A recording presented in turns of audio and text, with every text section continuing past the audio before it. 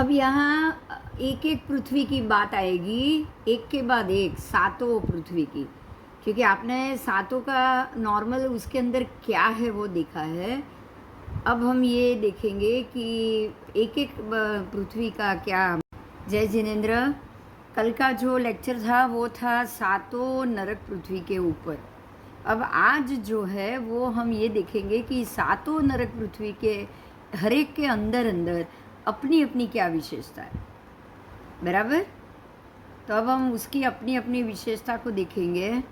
जैसे कि ये रत्नप्रभा नरकावास, उसकी बात की है। तो पहली पृथ्वी का नाम, उसका गोत्र, ये सब इसमें आएगी। 7 नरक पृथ्वी के 7 गोत्र बताए हैं, उसके 7 गोत्र। जैसे हमारे में होते हैं ना वशिष्ठ गोत्र, ये गोत्र, हमारे में भी हर एक का एक एक गोत्र होता है। प्रत्येक नक्षत्र के हिसाब से सबका गोत्र अलग अलग आएगा, बराबर। इसी तरह से यहाँ सातों नरक पृथ्वी के जीवों के भी, मतलब पृथ्वी के ही गोत्र बताए हैं। सातों नरक पृथ्वी के ही यहाँ पे गोत्र बताया गया है। अब हम वो गोत्र के नाम जानेंगे। सबसे पहला मैं सातों का नाम लाइन से बोल रही हूँ। धम्मा, वंशा, फिर शैला, ठीक है। ये धम्मा मतलब पहली पृथ्वी का जो है उसका गोत्र है धम्मा। दूसरे का है वंशा, तीसरे का है शैला, चौथे का है अंजना, पांचवे का है रिष्टा, छठी का है मघा, सातवीं का नाम वंश गोत्र है माघवती, और जो अंतिम है उसका नाम है गोत्र, उसका गोत्र है तमस्तम प्रभा। तो ये इस प्रकार से सातों, फिर से मैं कई कुछ लास्ट में गलती हो गई। धम्मा, वंशा, शैला, अंजना, रिष्टा, मघा और माघवती, ठीक है। तम और तमस्तम प्रभा है, उसका नाम है दोनों का मघा और माघवती। तो ये 7 पृथ्वियों के क्रमशः 7 उसके गोत्र है। एक्चुअली रत्ना, शर्करा, वालुका, पंक, धूम, तम और तमस्तम, ये क्रमशः ये 7 तो उसके गोत्र के नाम है। हकीकत में पृथ्वी के जो नाम है, यहाँ ऐसा लिखा है कि जो नाम है वही ये है धम्मा, वंशा, शैला, फिर अंजना, रिष्टा, मघा, माघवती, ये तो उसके नाम है। हम लोग उल्टा समझ रहे थे, बराबर। हाँ या ना? पृथ्वी ने नाम છે। हाँ, ये पृथ्वी के नाम ही ये है। और रत्न प्रभा तो ये उसका गोत्र है। वालुका प्रभा, रत्न प्रभा, शर्करा प्रभा, वालुका प्रभा, पंक प्रभा, धूम प्रभा, तम प्रभा, तमस्तम प्रभा, ये 7 उसके गोत्र है। प्रभा का अर्थ क्या हो गया? प्रकाश। प्रभा का अर्थ क्या हुआ? प्रकाश। रत्न में से जो प्रकाश निकलता है वो प्रभा होती है। तो ये रत्न प्रभा, ये 7 नारकी के अंदर से जो रंग, जो आभा और जो प्रभा निकल रही है वो उसका गोत्र है, उसके नाम अलग है।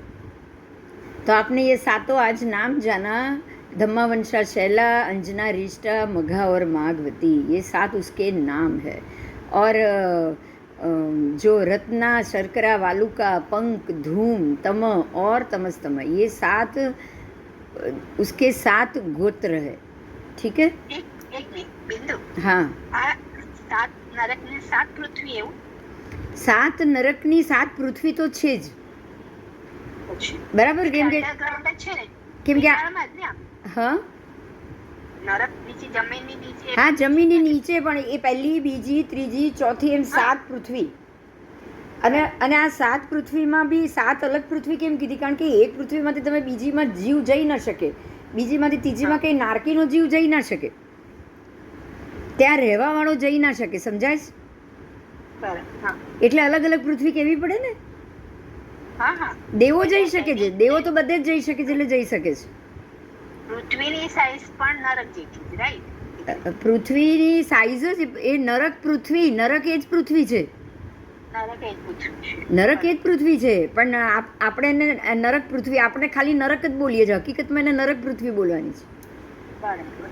રત્નપ્રભા પહેલી નરક પૃથ્વી, શર્કરા પ્રભા બીજી નરક પૃથ્વી। આ એના રત્ન, શર્કરા, વાલુકા તો એની પ્રભા છે, હા સમજાયું? ધમ્મા, વંશા, શૈલા, અંજના, રિષ્ટા, મગા, માગવતી, આ સાતે સાત નરક પૃથ્વી કહેવાય. બરાબર ओके हाँ, હવે हरेक पृथ्वी का विस्तार अलग है. जैसे कि पहली पृथ्वी है वो 1,80,000 योजन की, दूसरी है वो 1,32,000 योजन, तीसरी क्रमशः छोटी होती जाती है. तीसरी है वो 1,28,000, चौथी है वो 1,20,000, पांचवी है वो 1,18,000, छठी है वो 1,16,000 और सातवीं है वो 1,08,000. कोई दो योजन घटी, कोई 4 योजन घटी, कोई 8,000. लेकिन ऐसे एक से दूसरी छोटी थोड़ी है, 2 योजन 4 योजन भी कम है. अब हम पहले रत्न प्रभा में आएंगे. हर एक पृथ्वी की अलग अलग लाक्षणिकता है. ऐसे रत्न प्रभा का क्या लक्षण है? तो ये पृथ्वी 3 प्रकार, उसके पड़ जो है वो 3 प्रकार के. पहला जो उसका अंतरा है, जैसे हम अंतरा बोलेंगे ना, 3 भाग, उसको 3 विभाग में डिवीजन किया गया है. तो जो पहला विभाग है उसका नाम है खर कांड. क्या नाम है? खर. दूसरा है वो पंख बहुल कांड और तीसरा है वो अप बहुल कांड. अब तीनों कांड का भी जो 1,80,000 है वो 3 कांड में विभाजित. पहले कांड के अंदर 16 प्रकार. कितने प्रकार? खर कांड वो 16 प्रकार. जैसे कि उसमें पहला प्रकार है वो रत्न कांड, फिर वज्र कांड, फिर वैडूर्य कांड, फिर लोहिताक्ष कांड, फिर मसार गल्ल कांड, उसके बाद हंस गर्भ कांड, फिर पुलाक कांड, उसके बाद सौगंधिक कांड, ज्योतिरस कांड, अंजन कांड, अंजन पुलाक कांड, रजत कांड, जातरूप कांड, अंक स्फटिक कांड, रिष्ट कांड और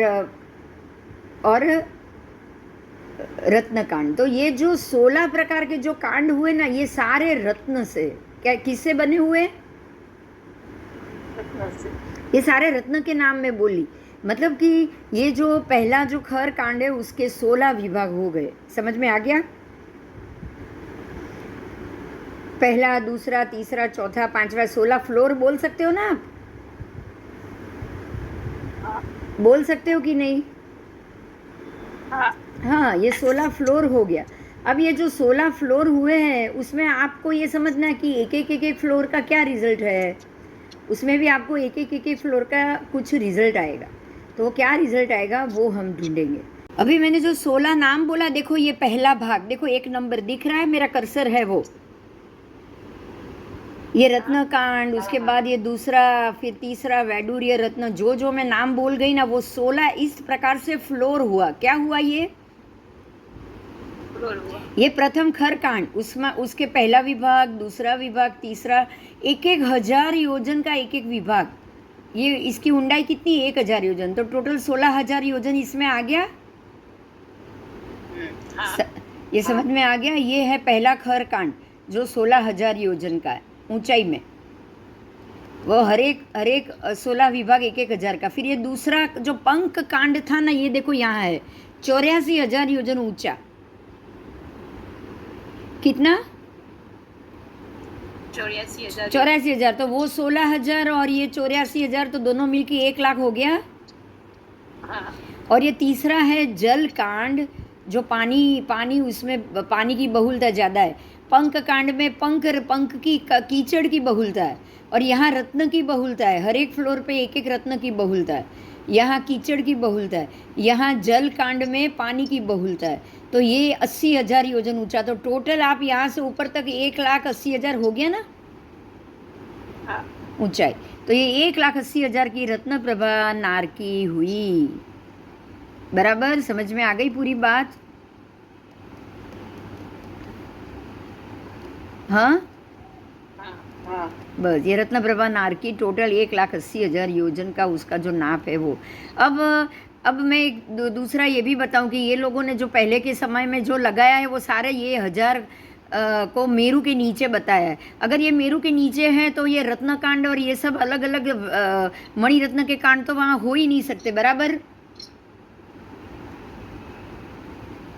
ये तो 16,000 के ये पहला ही रत्न कांड मेरू के नीचे ले लिया, लेकिन ये सारा रत्न प्रभा नारकी का है. आपको ये समझना है, ठीक है? और वो भी घनोदधि घनवात तनवात के नीचे। अब मेरू के नीचे तो घनोदधि घनवात तनवात है ही नहीं सीधा, मेरू के अंडरग्राउंड में तो, इसलिए आपको ये इसी प्रकार से ही समझोगे, ठीक है ना? समझ में आया? हाँ, ये 1000 योजन है वो मेरू में, आपको नहीं समझना है।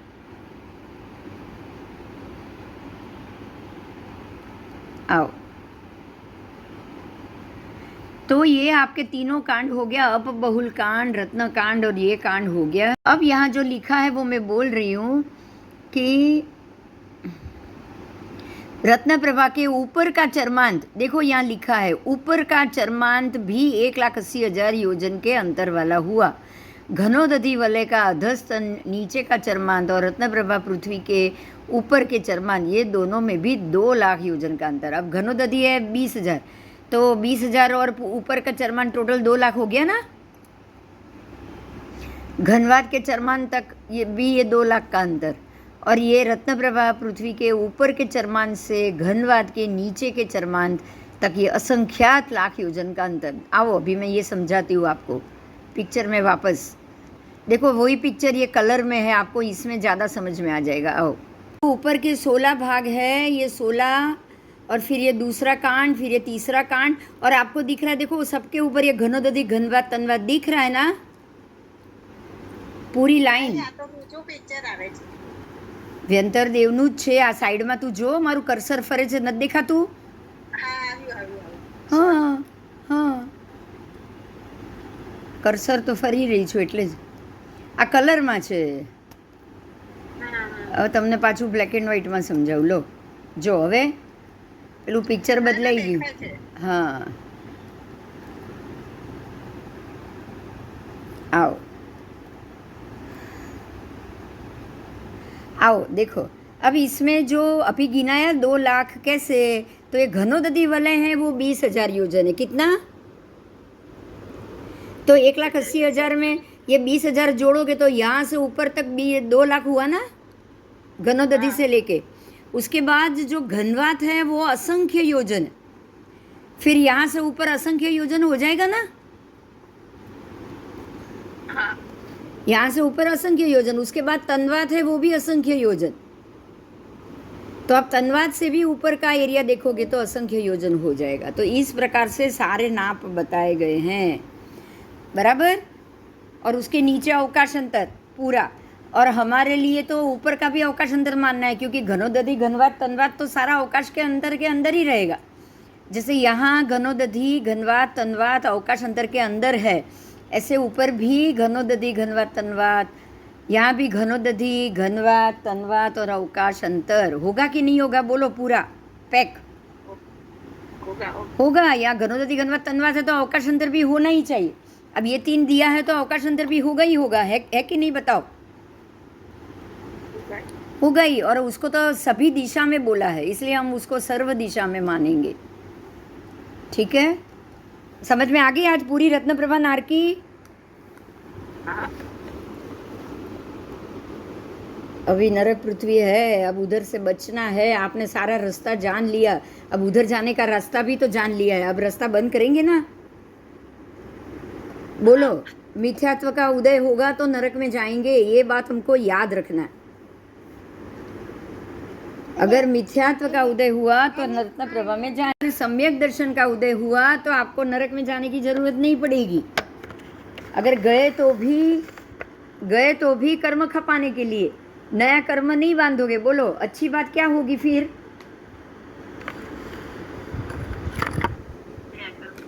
सम्यक दर्शन लेना ज्यादा अच्छा होगा ना?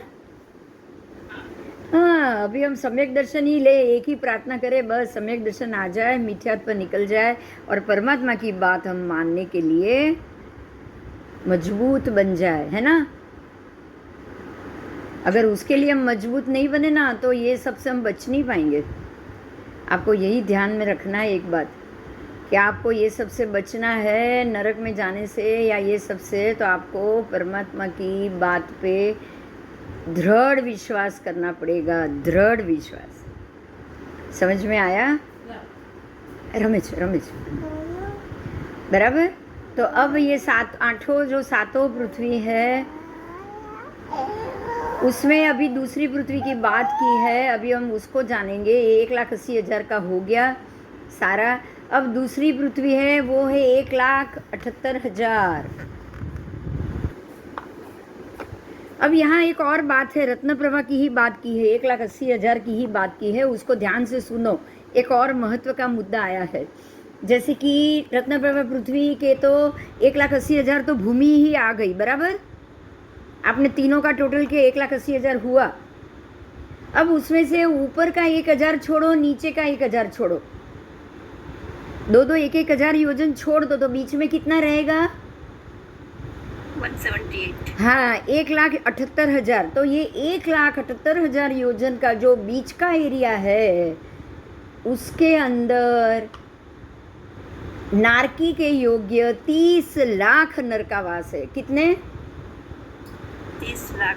30 लाख नरकावास, जिसके अंदर नरक के जीव रहते हैं। तो रत्नप्रभा पृथ्वी के अंदर 30 लाख नरकावास, ऊपर के 1,000 योजन छोड़ के, नीचे के 1,000 योजन छोड़ के। समझ में आया?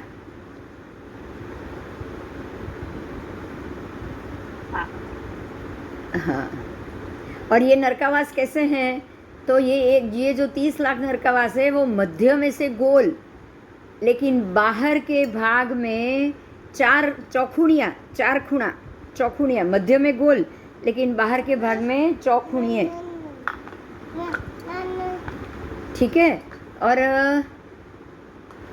नीचे के भाग में ये नरकावास छुरे के जैसे तीक्ष्ण आकार वाले, ऐसे जैसे नीचे से वो गोल के नीचे से छुरे निकले हो ना, ऐसे छुरे के जैसे तीक्ष्ण आकार वाले। इसी प्रकार से सघળી पृथ्वी के संबंध में भी हमें समझना है, मतलब कि जो सबसे नीचे की पृथ्वी की बात की है, बीच में भी ऐसा ही समझना है। लेकिन जो सबसे नीचे की 7वीं पृथ्वी है, 7वीं पृथ्वी, उसके 1,08,000 योजन उसका बताया था, 1,08,000। तो उसमें से 52,500 ऊपर के भाग छोड़ो और 52,500 नीचे के छोड़ो। 52,500 ऊपर का छोड़ दो, 52,500 नीचे का छोड़ दो, तो अब बीच में खाली 3,000 योजन ही बचा। तो वो जो बीच के जो खाली 3,000 योजन का एरिया है उसके अंदर 5 महानरकावास है।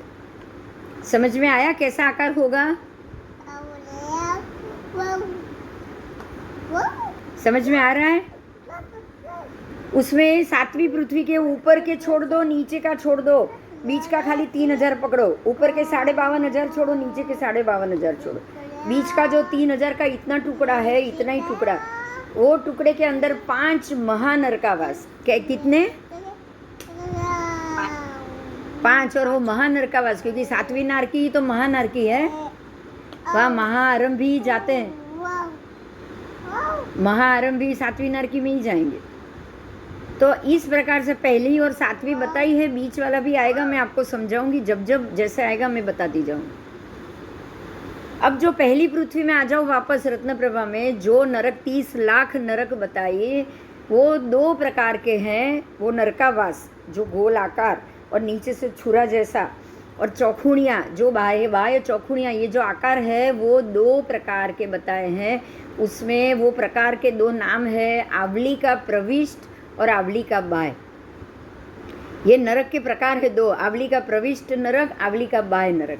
तो उसमें से जो आवली का प्रविष्ट नरक है वो भी 3 प्रकार के हैं, वृत्त, स्त्रस्त्र, त्यस्त्र और तीसरा चतुरस्त्र, मतलब गोल, फिर त्रिकोण। त्रस्त्र का मतलब होगा त्रिकोण और चतुरस्त्र मतलब 4 कोण। समझे? गोल, त्रिकोण और 4 कोण। इस प्रकार के जो आवली का प्रविष्ट नरकावास है वो ये 3 आकार के। और जो आवली का बाह्य नरकावास है उसमें तो अनेक प्रकार है, मतलब ऐसा नहीं कि एक ही आकार, एक ही डिज़ाइन हो। अब उसमें से कुछ लोखंड के कोष्ठ के जैसे आकार, मतलब एक बिल्कुल लोहे का पिंजर कैसा होता है, लोहे का पिंजरा हो ना, ऐसे लोखंड का कोष्ठ, लोहे की कोठी, बिल्कुल वो आकार का। और उसमें आकार का है। और कितने क मदिरा या दारू बनाने के लिए लोट और जो उसके जिसके अंदर रांधने के काम में आता है, अग्नि जलाना, दारू बनाना, और उसके लिए जो बर्तन होते हैं उस बर्तन के आकार का होता है। कितने कंदू जैसे आकार वाले, कोई कितने के लोढ़ी और तवा के आकार, जो हम बोलते हैं ना लोढ़ी पे तलेंगे, तवा में तलेंगे, लोढ़ी तवा पे सेकेंगे, लोढ़ी में तलेंगे। लोढ़ी तवा होता नहीं है लेकिन उस आकार का नरकावासी होता है। ये बात समझ में आई? ये बात समझ में आई? यहाँ ऐसे बोले कि वो तेल नहीं कढ़ाई में तड़े, तो तेल नहीं कढ़ाई अलग ना हो, पर वो नरकावासी ऐसा है जो तेल की कढ़ाई जैसा ही है, अंदर से तेल खोलता हुआ तेल है, और वो नरकावास के अंदर ही आपको रहना है। तो आप तलाते जाओगे और जिंदा भी रहोगे और पीड़ा भी भोगोगे। कोई अलग से तेल की कढ़ाइया ऐसा नहीं होता है लेकिन उसका आकार ही ऐसा होता है। ये जो आंवली का बाय है वो उसके सब अलग अलग आकार, तो ये सारे आंवली का बाय आकार के नरकावास है, जो जिसमें आपको तेल की कढ़ाई या तवा या लोढ़ी या भात बनाने के बर्तन, भात बनाने जैसा बर्तन, या कीर्ण पुटक जैसा आकार, कोई झुपड़ी का आकार, कोई मृदंग नंदी, कोई मृदंग के आलिंजर, कोई सुघोष घंट जैसे, कोई दरदर, फिर पणव पटह भेरी नाम के वाद्य विशेष के जैसा आकार। इस प्रकार से रत्नप्रभा ये नारकी के ये आंवली का बाह्य जो नरक है वो अलग अलग आकार के मिलेंगे। बराबर। अब यहाँ पे जो देव हैं, यहाँ जो इसके जो वो विद्युत कुमार, अग्नि कुमार, द्वीप कुमार आदि श्याम वर्ण के, फिर वायु कुमार, प्रियंगु वृक्ष जैसे वर्ण के, असुर कुमार के लाल वस्त्र, नाग कुमार, उद्धि कुमार के शिलींद्र पुष्प की प्रभा जैसे लीले रंग के वस्त्र, सुवर्ण कुमार, दिक कुमार और स्तनित कुमार सफ़ेद वस्त्र। तो इसका अर्थ ये है कि वस्त्र से आप पहचान लोगे कि भाई ये सफ़ेद है तो ये कोई स्तनित कुमार होना चाहिए, या सुवर्ण कुमार होने चाहिए, या फिर ये उद्धि कुमार होने चाहिए। अगर ये नीले वस्त्र में हो तो नाग और उद्धि कुमार होने चाहिए, अगर ये लाल वस्त्र तो असुर कुमार ही होने चाहिए। आप ये उनके वस्त्र से और उनके आकार, उनके मुक्कट और वो सब से भी आप उनको पहचान सकते हो। ठीक है, तो जो वस्त्र का जो है वो तो सीधे वस्त्र, उसी वस्त्र और कपड़े के साथ ही उनका तो शैया में जन्म हो जाता है। तो ये तो उनके हमेशा के लिए यही वस्त्र हो गए। वो लोग कोई दूसरे कलर के वस्त्र बदलेंगे नहीं, उनको वस्त्र बदलना नहीं है। आओ, पर्याप्त अपर्याप्त वाण व्यंतर देव के स्थान कहाँ है? अब यहाँ पे रत्नप्रभा नारकी में ही उनका स्थान है, इसलिए ये रत्नप्रभा नारकी के अंदर ही उनका वर्णन है। आपको ये बताया गया था ना, ऊपर का 1000 योजन छोड़ के फिर नरकावास है, बोला था ना मैंने, नारकी है 30 लाख नारकी, थोड़ी देर पहले बताया था। बराबर। तो ऊपर का जो 1000 योजन छोड़कर नीचे से आपको 1,78,000 नरक चालू हुई, उस तो जो ऊपर के 1000 योजन है उसी के अंदर ही देव रहेंगे। देव कोई नरक के अंदर तो रहेंगे नहीं। बराबर। हाँ, देव नरक के अंदर तो रहेंगे नहीं। तो ये देव कहाँ रहेंगे? तो ये बराबर बीच वाले स्थान में देव रहेंगे। अरे वो 1000 योजन है उसके बीच वाले स्थान में ही आपको देव मिलेंगे। तो कहाँ मिलेंगे हम पढ़ेंगे। जो ऊपर का जो 1000 योजन का जो जाड़ा पड़ था, रत्नमय जो रत्न कांड बोला था, वो उसके अंदर आप ऊपर से आओगे तो 100 योजन छोड़ना है। 1000 में से 100 छोड़ो तो 900 बाकी रहे। तो ऊपर से 100 छोड़ो, नीचे से भी 100 छोड़ो, तो बीच के 800 रहे। तो वो बीच के 800 योजन है, उसके अंदर वाण व्यंतर देव के निवास स्थान बताया है। पहले ये कहाँ समझ में आ गया? ऊपर का 1000 योजन है तो बराबर उससे 100 योजन नीचे और 100 योजन ऊपर।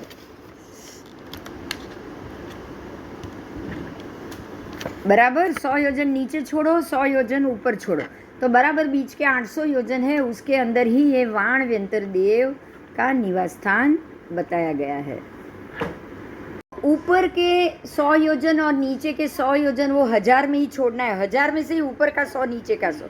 तो जो बीच का 800 योजन है वो 800 योजन के अंदर वाण व्यंतर देव उनके तिरछी भूमि संबंधी, मतलब कि तिरछा उतर रहा है, तिरछी भूमि संबंधी, ये बात को ही महत्व दो, क्योंकि तिरछा लोक और सारी भूमि तिरछी उतर रही है। ध्यान दो पहले इस बात को, ये बहुत महत्व का मुद्दा है। नहीं तो यहाँ तिरछी भूमि संबंधी लिखने की जरूरत थी? बताओ, जरूरत थी? नहीं, क्यों? क्योंकि भूमि तिरछी उतर रही है, ये बात हकीकत है, बराबर। अब ये तो पूरा एक रज्जु त्रसनाड़ी तक ये जा रहा है। जो आपकी रत्नप्रभा नार की है वो तो एक रज्जु त्रसनाड़ी तक उतर रही है, उसमें से बीच के जो हम ये देखेंगे एक रज्जु की त्रसनाड़ी, उसके अंदर ही पूरी रत्नप्रभा नार की आ गई। अब आप ये सोचो कि व्यंतर वाण व्यंतर देव के जो भवन है वो 45 लाख योजन के अंदर ही होंगे या बाहर भी होंगे? अंदर ही होंगे। बाहर भी होंगे ना, आपके एक रज्जु की त्रसनाड़ी के अंदर तो हो ही सकते हैं ना। हाँ। एक रज्जु तक आपका रत्नप्रभा कांड फैला हुआ है, उनको थोड़ी त्रसनाड़ी के अंदर रहना है। हाँ, तो अब अरे उनके एक एक भवन जम्बू द्वीप जितने होंगे, तो कहाँ से वो 45 लाख योजन के अंदर आएंगे? बताओ, आएंगे? बताओ। जो मैं बोल रही हूँ ना सब ये बोल रहे हैं, सुनो। बताओ, आएगा। हाँ, सुनो आप सब सुनो, जो दादी बोल रही है ना वही मैं बोल रहा हूँ। पूरे एक रज्जु की जो रत्नप्रभा नार की है चौड़ी, वो सारे में ये देवों के भवन आ गए। तो ये तो रत्नप्रभा नार की पूरी तिरछी उतर रही है, तभी ये तिरछे नगर बताएं। ये भी बात समझ में आ गई? हाँ, तो इसीलिए ये तिरछे शब्द को हम नहीं भूलेंगे, धीरे धीरे आपको समझ में आ जाएगा ये लोग कहना क्या चाह रहे हैं, बराबर। तो ये जो वाण व्यंतर और व्यंतर देवों के जो भवन है, तिरछी भूमि संबंधी असंख्यात लाखों नगर है। कितने? असंख्यात और लाखों नगर। अब आप इतना सोच सकते हो, असंख्यात और लाखों नगर खाली 45 लाख योजन में तो हो ही नहीं सकते, ये बात 100%। बोलो हाँ या ना? हाँ, खाली 45 लाख में तो होंगे ही नहीं, मतलब ये 2.5 द्वीप के अंदर ही है, ये तो पॉसिबल ही नहीं है, बराबर। ये आपके पूरे एक रज्जु स्वयंभू रमण समुद्र तक जो फैला हुआ एरिया है तिरछा लोक, बराबर उसके नीचे ये असंख्य नगर और लाखों नगर यहाँ व्यंतर वाण व्यंतर देवों के है, ठीक है। और वो भूमि संबंध नगर बाहर के भाग में से कैसे हैं? गोल, बाहर से गोल, अंदर के भाग में समचौरस, और नीचे के भाग में जो कमल की करणी का आती है ना वो डट्टा जैसा, मैं वापस आपको फोटो भेजूंगी, पहले भी मैंने भेजा है, जम्बू द्वीप जैसे कमल की करणी का जैसा है वो कमल। आपको पता है कि अंदर से कमल कैसा है और नीचे इतना लंबा डंडा होता है कि नहीं? बस, तो उसी आकार के यहाँ पे आपको व्यंतर और वाण व्यंतर के भवन मिलेंगे, और वो भी असंख्याता लाख, लाखों में भी कोई संख्या नहीं, लाखों के अंदर भी इसकी कोई संख्या नहीं, असंख्याता संख्या आपको मिलेगी। अब आगे जाएंगे। पर्याप्ता और अपर्याप्ता वाण व्यंतर देव के यहाँ पे स्थान होता है।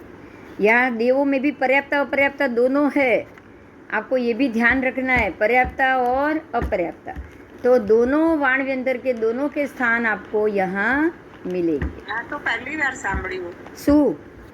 દેવોને પણ હા, તો આપણે પેલા સંસારી 14 ભેદ કર્યા, એમાં દેવોના બી પર્યાપ્ત અપર્યાપ્ત હતા જ ને પાછળના વર્ષે, લાસ્ટ યર। કેમ આપણે એકેન્દ્રિય, બેઇન્દ્રિય, તેઇન્દ્રિય, ચૌરેન્દ્રિય, પંચેન્દ્રિય બી પર્યાપ્ત અપર્યાપ્ત હતા, રાઈટ? हाँ, तो नरक भी पर्याप्त, पंचेंद्रिय तिर्यंच नरक भी तिर्यंच भी पर्याप्त अपर्याप्त, मनुष्य पण पर्याप्त अपर्याप्त, एम देवो पण पर्याप्त अपर्याप्त। કેમ એનું કારણ સમજાવું, એનું રીઝન સમજો. દેવનું જ્યાં સુધી ઉત્પત્તિ ન થાય, જે દેવ નવા ઉત્પન્ન થઈ રહ્યા છે, દેવો બી અસંખ્ય ઉત્પન્ન થતા હશે, હા નારકી પણ અસંખ્ય ઉત્પન્ન થતા હશે. તો જ્યાં સુધી એ ઉત્પન્ન થઈ રહ્યા છે, એનો પ્રોસેસ ચાલુ છે, પર્યાપ્તિ જ્યાં છ પ્રાપ્ત નથી કરતા ત્યાં સુધી બધા અપર્યાપ્ત કહેવાશે કે નહીં? અચ્છા અચ્છા હા, બાકી એમને કે આપણી જેમ શરીર નથી કે અપર્યાપ્ત પણ હોય એમાં. હા મને નવાઈ લાગી ગઈ છે. હા એટલે હજુ જન્મી રહ્યા છે, હજુ જન્મી રહ્યા છે, હજુ એની જે છ પર્યાપ્તિ છે એટલા સમય એ પૂરો ન થયો. એ હજી પૂરો નથી થયો, ત્યાં સુધી ત્યાં અપર્યાપ્ત જીવ બી દેવ તરીકે તો કહેવાય જ ને. બરોબર છે. બસ એટલે એમાં એ પર્યાપ્ત. એવી રીતે નારકીમાં સેમ નારકીમાં બનશે. હા નારકીમાં પણ એવું જ પર્યાપ્ત અપર્યાપ્ત. કારણ કે પર્યાપ્ત તો પંચેન્દ્રિય, જે એ લોકો પંચેન્દ્રિય બની ગયા, પાંચે ઇન્દ્રિય મળી ગઈ, શ્વાસોચ્છ્વાસ મળી ગયા, ભાષા મન છ પર્યાપ્તિ મળી ગઈ, પૂરી થઈ ગઈ, ત્યાં સુધી એ પર્યાપ્ત, પછી એ પર્યાપ્ત કહેવાય. પણ આ બધો પ્રોસેસ ચાલુ છે ત્યાં સુધી અપર્યાપ્ત ખરા ને, અંતર્મુહૂર્તો ખરા ને, એ લોકો રહેશે કે નહીં એમ અપર્યાપ્ત અવસ્થામાં? હા હા હા હા હા હા હા, ચલો. એટલે આ વસ્તુને આ રીતે તમારે ઘટસ્ફોટ કરવાનું, કોઈ બીજી રીતે નહીં. अब जो यहाँ व्यंतर वाण व्यंतर है उसकी बात की है. पर्याप्ता और अपर्याप्त वाण व्यंतर देवों के यहाँ स्थान है. अब उपपात, समुद्घात और स्वस्थान, इन तीनों को आश्रित लोक के असंख्यात वे भाग में इनको कहा गया है. वाण व्यंतर देव को लोक के असंख्यात वे भाग में कहा गया है. उनका उपपात, उनका समुद्घात, उनका स्वस्थान, और वहाँ बहुत वाण व्यंतर देव रहते हैं, और उसमें उनकी जो जाति है उसका नाम दिया है. वो जाति में कौन कौन से आएंगे व्यंतर, वाण व्यंतर में? सुनो, वाण व्यंतर में पिशाच, भूत, यश, राक्षस, किन्नर, किम पुरुष, भुजगपति और महाकाय. समझ में आया? આપણે કહીએ દેવલોક દેવલોક. હા, બસ હવે સમજમાં આવ્યું. આ બધા ભૂત પ્રેત છે એ બધા દેવો જ છે. આ ભૂત પ્રેત બધા દેવ જ છે, પણ કેવા દેવ છે? વાણ વ્યંતર દેવ, વ્યંતર દેવ, પિશાચ દેવ. હવે સમજમાં આવ્યું બધું? હા, આ વાણ વ્યંતર. હવે વ્યંતર દેવ પણ નામ આપ્યા છે. બોલું છું. મહોર, મહાકાય, એક મિનિટ, મહોરગ, નિપુણ, गंधर्व, गायन के लिए प्रीति वाले गंधर्वगण, अणपन्निक, पणपन्निक, ऋषिवादिक, भूतवादिक, कंदित, महाकंदित, कुहंड और पतंग देव. ये 8 व्यंतर और 8 वाण व्यंतर, ये 16 नाम आए. मैं आपको उसका पिक्चर बताती हूँ. अभी देखो, 1 मिनट रुको, मैं आपको पिक्चर भी बताती हूँ उसके. ये सबके पिक्चर भी है आकार के साथ, इसमें आपको वो दिखने को मिलेगा. એ બેમાં ફરક શું? હા, એ વ્યંતર અને વાણ વ્યંતર, મતલબ એમાં બી એ લોકોની જે પોસ્ટ હોય ને એમાં ફરક હોય. એ લોકોની જે પોસ્ટ હોય ને, એમ જેને આપણે કહીએ કે ભાઈ આના કરતાં થોડા ઊંચા, એમ એવી રીતે. પણ રાક્ષસ ને ભૂત પિશાચ એના કરતા તો આ ઊંચા. જો હવે તમને ફેસ દેખાય છે તમને એના?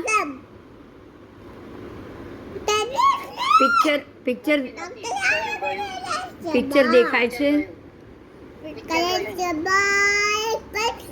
જો હવે, હા બસ, જો આ 8 પ્રકારના આમાં દેવ છે. હવે 8 પ્રકારના દેવ આમાં આવે. આપણે 8 વ્યંતર, વાણ વ્યંતર. આમ તો આની ડિટેલ આપણે ફર્સ્ટ યરમાં લીધેલી, તમને એ બુકમાંથી ને એમાંથી મળી જશે, અથવા તેના ફોટા સાથે હું તમને પછી બતાવી દઈશ. એમાં આપણે 8 વ્યંતરની ડિટેલ હતી ને 8 વાણ વ્યંતરની એ ડિટેલ હતી. वो है अध सप्तम पृथ्वी के जो 5 अंतिम आपको जो बताए, वो अंतिम जो 5 है उसके नाम काल, महाकाल, रौरव, महारौरव और अप्रतिष्ठान. सबके नाम भी भयंकर है. और ये 5 के नाम, वो 5 महाकाल जैसे वो देव होते हैं ना, उनके ऊपर से. अब आओ, जो 7 नरक पृथ्वी है उसका आकार, उसका कैसा है, वो यही समझाया है. और ये सबसे महत्व का मुद्दा है, आप ध्यान से सुनो. अधोलोक की 7 पृथ्वी कही गई है, 7 घनोदधी है. देखो, हाँ वांधो नहीं, 7 घनोदधी है. सात घनवात है, सात तनवात है और सात अवकाश કરો, નીચે દેખાય છે. કઈ વાંધો નહીં, હું બોલું છું સાંભળો. सात घनोदधी, सात घनवात, सात तनवात और सात अवकाशांतर, ये चार के अंदर नरक पृथ्वी है. बात समझ में आ रही है पहले ये? अब ये कैसे है, तो सात घनवात, सात अवकाशांतर के अंदर सात तनुवात प्रतिष्ठित है. देखो अब यहाँ आपको मैं बता रही हूँ, अब देखो पिक्चर दिख रहा होगा. बाहर के सात अवकाशांतर के अंदर सात तनवात आ गया. ऐसे राउंड में आप देखोगे गोले के अंदर, एक बॉक्स के अंदर जैसे दूसरा बॉक्स रखते हैं उस प्रकार से. उसके बाद सात तनवात के अंदर सात घनवात आया, बराबर. सात घनवात के अंदर सात घनोदधी आया, आया कि नहीं? और सात घनोदधी प्रतिष्ठित होने के बाद उसी के अंदर सात घनोदधियों में सात पुष्प भरी छाबड़ी, एक छाबड़ी हो जैसे अंदर, उसके समान संस्थान वाली, संस्थान आकार कैसा है उसका, कोई पुष्प से भरी हुई बास्केट हो ना, ऊपर ढक्कन बंद ऐसा आकार. छाबड़ी कैसी होती है? फूलों का टोकरा कैसा होता है?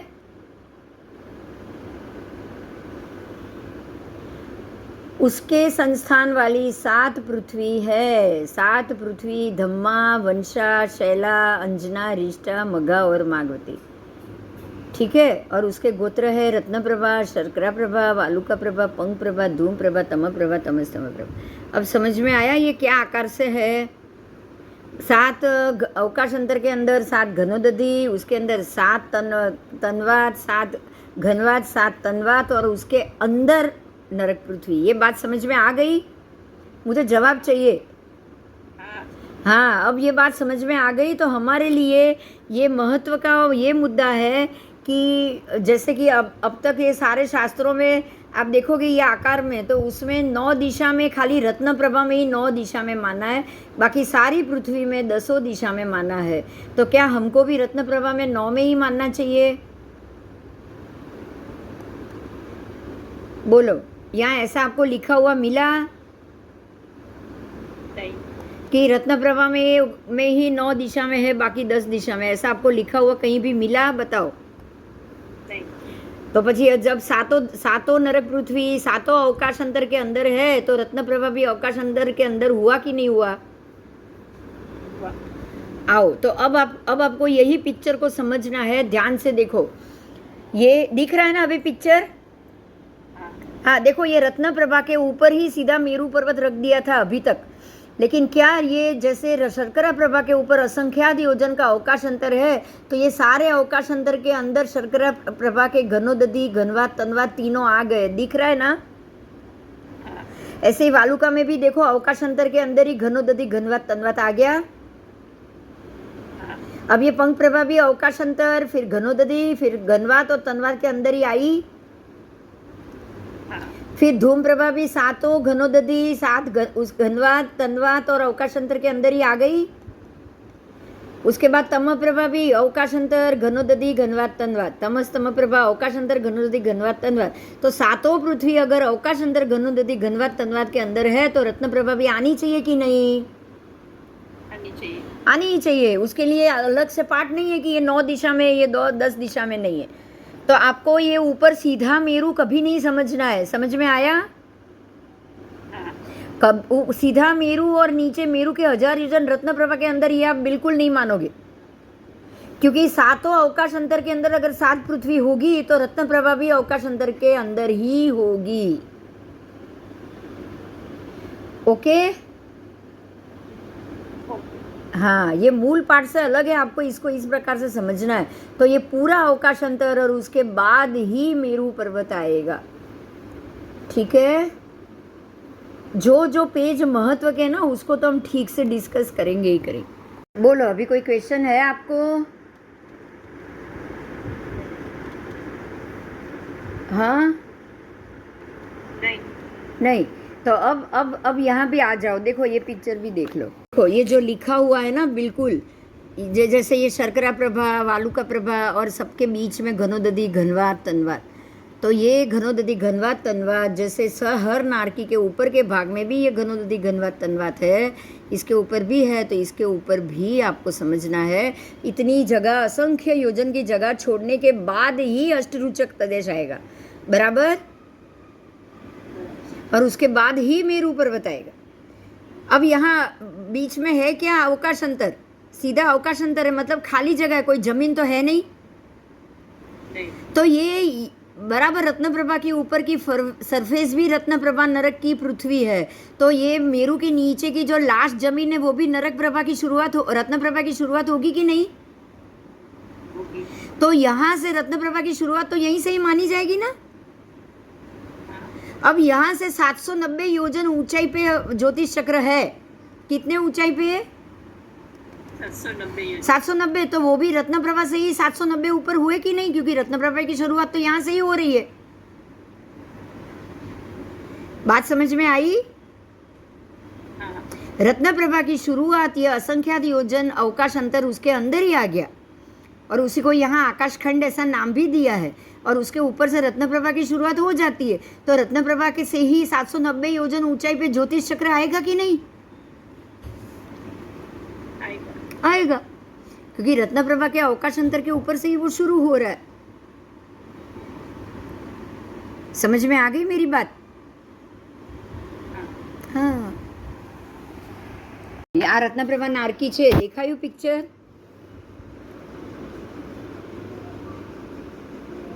દેખાણું? હવે એમાંથી જો આ ઉપરના 800 યોજન, જો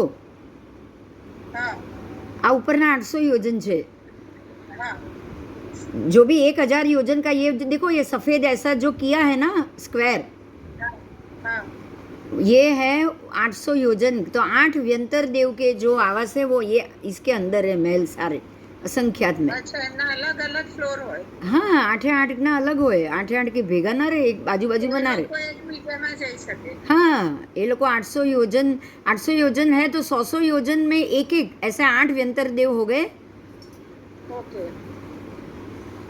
उसका पूरा फ्लोर उसकी राजधानी ऐसा। हाँ हाँ, अब पहले फ्लोर में पहला व्यंतर, उसके असंख्य महल नगर, दूसरे फ्लोर में दूसरा व्यंतर, उसके असंख्य महल नगर, तीसरे में तीसरा, ऐसा 8 व्यंतर देव 100 योजन के एक पड़ के अंदर रह रहे। हाँ हाँ, अब ऊपर का 100 और नीचे का 100 बाकी है ना, हाँ, तो अब ऊपर के 100 में भी ऊपर के 10 छोड़ो, नीचे के 10 छोड़ो, और जो बाकी का 80 रहा ना, उसमें भी 10-10 योजन के अंतर में 8 व्यंतर देव। अच्छा, हाँ, वाण व्यंतर, सॉरी व्यंतर नहीं, वाण व्यंतर। તો વાણ વ્યંતરની જગ્યા ઓછી છે? હા, તો એ તો ઓછી જ હોય ને પેલા, એ તો વ્યંતર કરતા વાણ વ્યંતર નીચલી કક્ષાના થયા ને। હા હા, અને પાછા ભવનપતિ પણ આમાં જ રહે। હા, એટલે આટલું બધું? ભવનપતિ પણ એમાં જ રહે, ભવનપતિના આવાસ બી એમાં જ કીધા, પણ એ એક પેલી એક બે નરક પૃથ્વીની નીચે છે, એ રત્નપ્રભાના આજ ઉપરના કાંડમાં છે, એટલે એ જેમ જેમ આવશે એમ એમ હું તમને કહેતી જઈશ, બરાબર? એ 1 by 1 જેમ આવે એમ એક એક વસ્તુ એક ટાઈમે એક જ સમજશો ને તો યાદ રહી જશે। એક સાથે બધું સમજવા જઈએ તો આપણને જ ન યાદ રહે પછી। तो હવે व्यंतर देव ना स्थान खबर पड़ी कि ऊपर के 100 छोड़ो, नीचे के 100 छोड़ो, बीच के 800 में 8 व्यंतर देव है, और इसमें तो इंद्र भी है ना, 8 इंद्र है वापस फिर से। तो इंद्र तो अपनी राजधानी लेके बैठेगा कि नहीं? उसको आसपास में कोई दूसरा इंद्र चलेगा? बताओ। नहीं, हाँ, नहीं चलेगा, उसको तो अपना पूरा एरिया अपना चाहिए। अभी ये कौन है? राक्षस, पिशाच, भूत। अब सोचो अंदर अंदर झगड़ा करने, वही जब झगड़ा करेंगे तो हमको उसी की तकलीफ मिलेगी कि नहीं मिलेगी? हाँ, मिलेगी। એટલે આ ધરતીકંપ ત્યારે થાય તમે? धरतीकंप भी तब होता है, और दूसरी सबसे महत्व की बात ध्यान से सुनो कि ये लोग अपने पूर्व जन्म के वैर के कारण बार बार पृथ्वी पे आ जाएंगे। जो भूत प्रेत पिशाच आते हैं ना, वो बार बार आते हैं जाते हैं, क्योंकि पृथ्वी उनसे सबसे नजदीक है। नीचे के इतना अवकाश अंदर क्रॉस किया और आ गए अपने जम्बू द्वीप में। बोलो आए कि नहीं आए?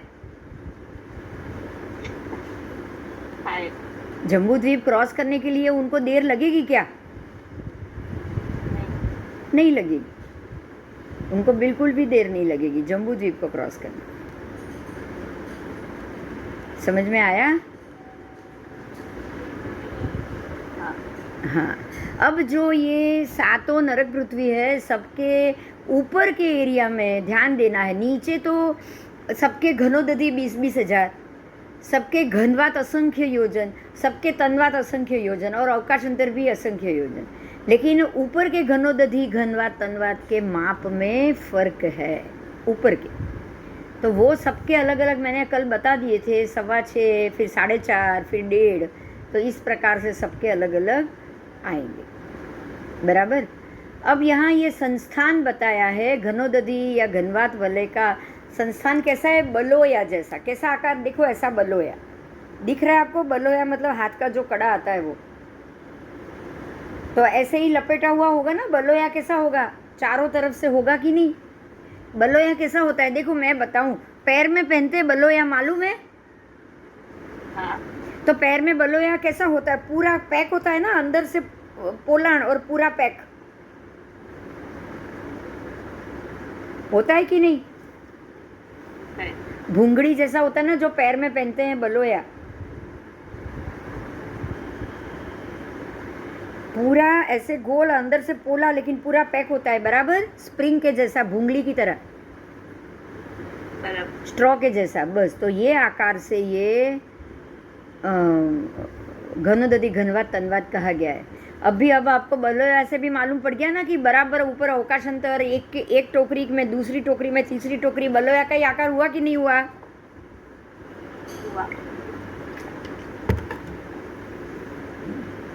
चारों तरफ से पैक ही हुआ। आओ, अब ये जो पृथ्वी है, रत्न प्रभा पृथ्वी, अंत में, मध्य में, साइड में, हर जगह से एक समान, छोटी बड़ी नहीं है, वो हर जगह से एक समान। अब गौतम स्वामी प्रश्न पूछ रहे हैं कि हे भगवान, इस रत्न प्रभा पृथ्वी में समय समय में सर्वजीव उत्पन्न हुआ है, एक साथ सर्वजीव क्या उत्पन्न हुए हैं? क्या समय समय पे उत्पन्न हुए हैं? तब परमात्मा कहते हैं, हे गौतम, सर्वजीव प्रायः क्रमे क्रमे ये यहाँ पे उत्पन्न होते हैं, लेकिन एक साथ सर्वजीव उत्पन्न नहीं होते। सातों पृथ्वी में समझो ध्यान से, क्रम क्रम से थोड़े थोड़े जीव वहाँ जाएंगे, जन्म लेंगे, लेकिन एक साथ सब जीव का वहाँ जन्म हुआ और एक साथ निकले, ऐसा कभी नहीं होता है, बराबर। और ये रत्न प्रभा पृथ्वी काल क्रम से सभी जीवों ने एक साथ छोड़ी है या एक के बाद एक छोड़ी है। तब भी भगवान कह रहे कि सर्वजीव क्रमशः छोड़ते हैं, एक साथ नहीं छोड़ते, सातों नरक पृथ्वी। ठीक है? ऐसा नहीं कि चलो ये जैसे पीरियड खत्म हुआ पूरा क्लास खाली, ऐसा नहीं, बराबर। अंदर प्रवेश भी अलग अलग होगा और निष्कर्ष भी, बाहर निकलना भी अलग अलग होगा। आओ,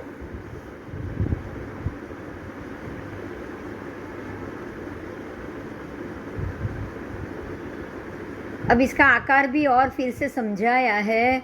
वो है रिष्ट कांड, रत्न कांड, उसके सारे कांड है वो झालर का आकार, झालर जैसा। अवकाशांतर भी झालर के आकार, शर्करा प्रभा भी झालर के आकार, सारी सातों पृथ्वी झालर के आकार की। और रत्न प्रभा की जो पृथ्वी है वो पूर्व दिशा के चरमांत से लोकांत कितना दूर, हर एक पृथ्वी के एंड से लोकांत कितना दूर है, तो पूर्व दिशा में रहे हुए चरमांत से 12 योजन के बाद लोक खत्म हो रहा है, लोक शुरू होता है। अब समझ में आ गया आपको ये बात कि बताऊं?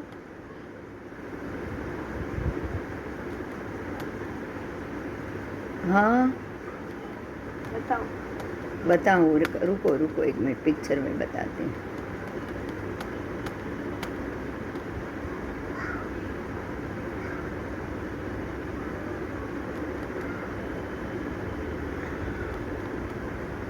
आओ देखो, यहाँ दिख रहा है आपको, देखो।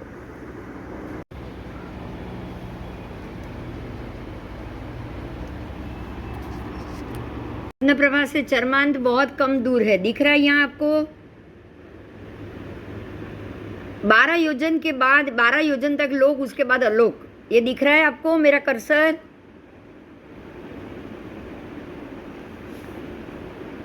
हाँ कि ना? हाँ देखो, ये लोक से खाली 12 योजन छोड़ के ही ये रत्न प्रभा शुरू हो गई। मतलब ये पूरा जो तिर्यक लोक है, हमारे यहाँ तिर्यक लोक स्वयंभू रमण समुद्र पे अंत हो रहा है, लेकिन यहाँ 12 योजन और देखो यहाँ से टर्निंग हो गया। समझ में आया आपको?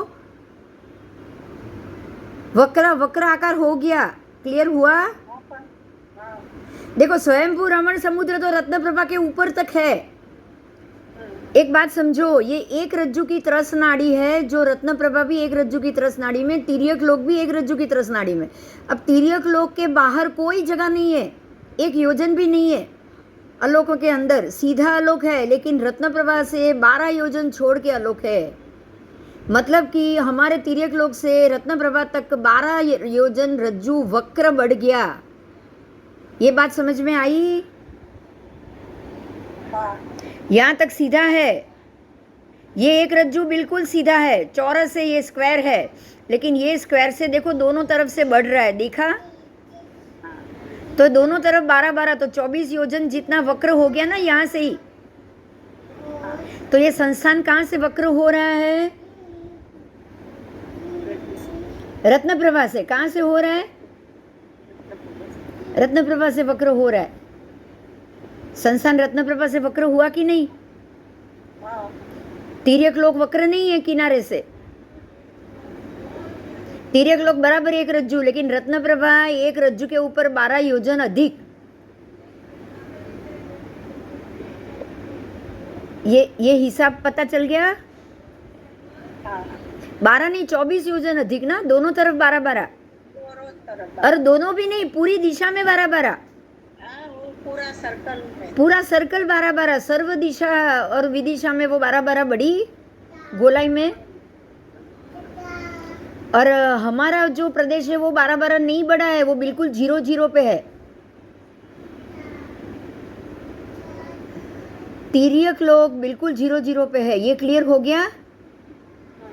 बस। तो ये वक्रता कहाँ से शुरू हुई? रत्न प्रभा से हुई। ठीक है, अब देखो। हाँ, सर्कल अब धीरे धीरे बढ़ेगा, धीरे धीरे ये बढ़ता जाएगा। देखो ये शर्करा प्रभा भी बाहर निकली है, देखो ज्यादा बाहर निकली रत्न प्रभा से। रत्न प्रभा एक रज्जु में है, ये एक रज्जु को छोड़ के बाहर आ गई शर्करा प्रभा। उसके बाद वालुका प्रभा और एक रज्जु से बाहर आ गई, पंख प्रभा उससे भी बाहर आ गई। बराबर? तो वक्रता और बढ़ रही है ना? हाँ, गया कि 10 दिशाओं में गोलाई से बार बार योजन चारों तरफ से बढ़ेंगे। ये बात समझ में आ गया ना? हाँ। तो ये 12 योजन का जो पड़ है लोक का, जहाँ पे रत्न प्रभा नहीं है लेकिन खाली लोक है, वो 12 योजन का जो पड़ है वो बिल्कुल ऐसे गोलाई में द्वीप समुद्र को, जैसे एक द्वीप को समुद्र परिवेष्टित लपेट के खड़ा है, वैसे ही लपेट के खड़ा हुआ है। हाँ या ना?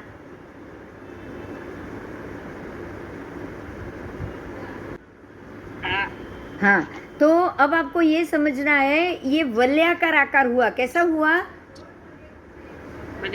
वलयाकार। सारे आकार रत्न प्रभा, फिर हमारा जो जम्बू द्वीप, सारे वलयाकार में ही है ना, गोलाई में। वलय का मतलब गोल। हाँ। वलयाकार हुआ। अब यहाँ पे ध्यान दीजिए, घनोदधि भी ऐसे इस चारों तरफ से वेष्टित होगी कि नहीं? हाँ। घनोदधि, घनवात, तनवात। अब आज जो आ रहा है वलयाकार, तो जो वलयाकार जो यहाँ पे आकार है, अलोक से पहले, ध्यान दो, फिर से मैं बोल रही हूँ, छठी नरक पृथ्वी से सातवीं नरक पृथ्वी से सब जगह से कितना योजन छोड़ के हैं। जैसे पहली नरक पृथ्वी रत्नप्रभा के बाहर 12 योजन का वलयाकार लोक, ऐसे ही जो दूसरी नरक पृथ्वी है वालुका प्रभा, नहीं रत्नप्रभा, पंख प्रभा, अब आएगी पंख प्रभा।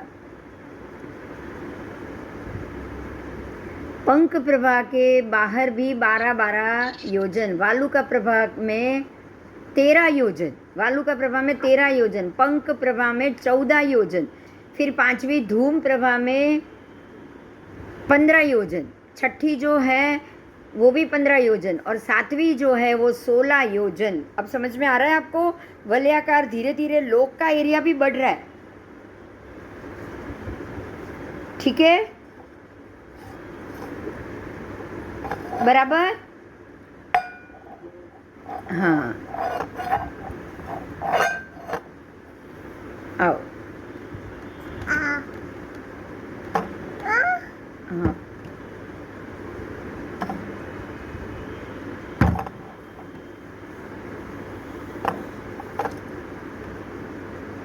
अब ये दूसरा सवाल, अब ये आपकी रत्नप्रभा और नरक पृथ्वी का जो जगह है वहाँ से वैमानिक देवों के विमान कहाँ है? हर एक चीज़ का नाप, जैसे कि हमारी पृथ्वी से रत्नप्रभा कहाँ है, तिर्यक लोक से अधोलोक कहाँ है, तो अब तिर्यक लोक से ऊर्ध्वलोक भी आएगा ना। तो तिर्यक लोक से या अधोलोक से रत्नप्रभा से वैमानिक देवलोक का स्थान कहाँ है?